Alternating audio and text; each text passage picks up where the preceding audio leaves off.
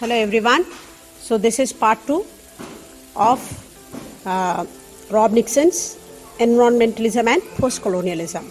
In the last part, I would have explained you the importance of literature, in environmental studies. And today I am going to explain you what makes Rob Nixon to write this particular theory, this particular work, environmentalism and post-colonialism. So, the issue that made Nixon to think on environmentalism was the essay by J. Parini, entitled The Greening of Humanity. He was impressed reading that particular work. It appeared in the New York Times magazine.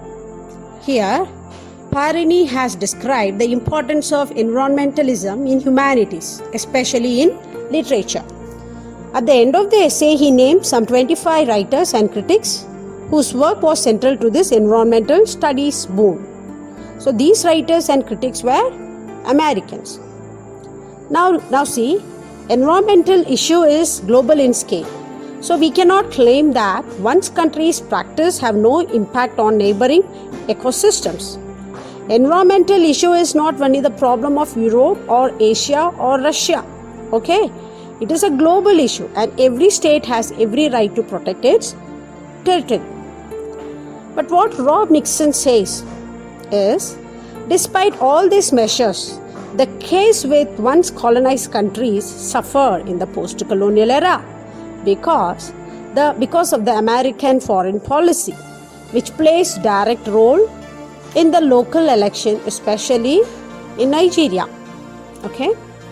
Now he gives an example here, the example of Ken Saro-Wiwa. He is a Nigerian writer, television producer, environmental activist, and winner of the Right Livelihood Award for exemplary courage in striving non-violently for civil, economical, and environmental rights. So he's a world-renowned man, a famous person.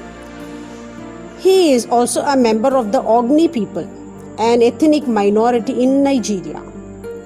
Now see, that delta has been targeted for crude oil extraction since the 1950s and which has suffered extreme environmental damage from decades of indiscriminate petroleum waste dumping. So this is what was happening in Nigeria and it was witnessed by Saro-Wiwa.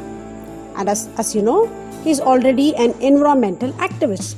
So what he did, he led a non-violent campaign against environmental degradation of the land and waters of Ogoni land, by the operation of the multinational petroleum industry. So what he did was right. When you look on Parini's pamphlet, this is what he says: greening the humanities. And here somebody, from an African country, he is having a camp, to protect his place. So there is nothing wrong in it. But what is the sad part here? The sad part is Saro-Wiwa had been denied entry to Ogoni land because he held such campaign. And on the day of murder, there was a murder of some Ogoni chief, and that blame was shifted on Saro-Wiwa. And on that particular day when he was murdered, he was not allowed in the Ogoni land. It was crystal clear. But still he was arrested and accused of incitement to them. He denied the charges. Saro-Wiwa denied. But he was imprisoned for a year before being found guilty. And he was sentenced to death by a specially convened tribunal. And later it was declared that he is the first martyr of environmentalism. See how absurd it is. The same happened to the 8 other MOSOP, the name of the team, leaders who along with Saro-Wiwa became known as the Ogoni 9. So same thing had happened with any other black writers. So this is quite biased. As I said earlier, nobody can say that if you cannot claim that one's country's practice has no impact on neighboring ecosystem.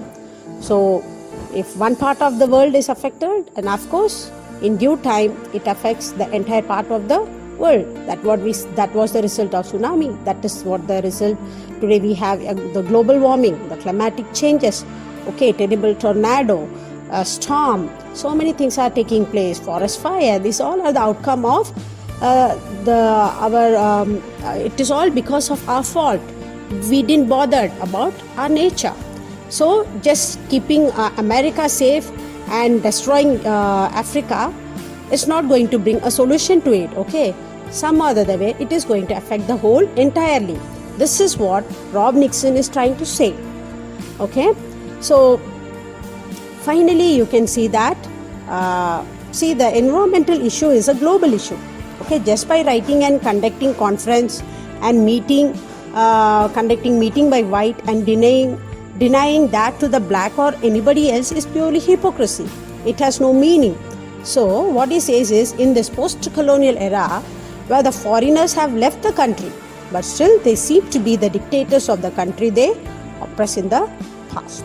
So Rob Nixon finally in his essay says that how eco-criticism aims to show how the work of writers concerned about the environmental study can solve the pressing ecological concerns. Literature has its role to voice out the issue.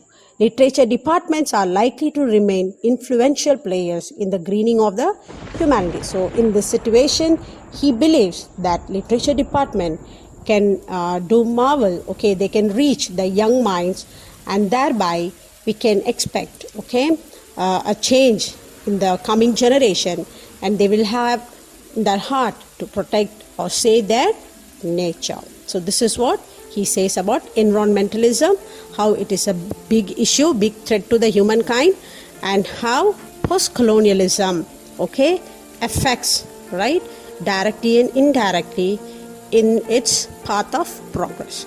Okay, thank you.